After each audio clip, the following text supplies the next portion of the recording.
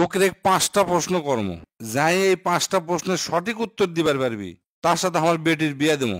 তাই নাকি? কোন স্যার কোন, আমি উত্তর দেবো, কারণ আপনি বেটিকে আমার বিয়ে করাই লাগবে।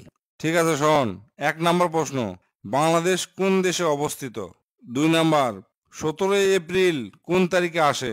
3 নম্বর, সবুজ রং কোন কালারের হয়? 4 নম্বর, চোরক বাংলা ভাষায় কি কয়? আর লাস্ট 5 নম্বর হচ্ছে, কাজী নজরুলের কবরে কাকে দাফন করা হয়েছে? স্যার 1 নম্বরের উত্তর হচ্ছে বাংলাদেশ ভারত দ্বারা ঘেরা যে দেশ সেই দেশে অবস্থিত।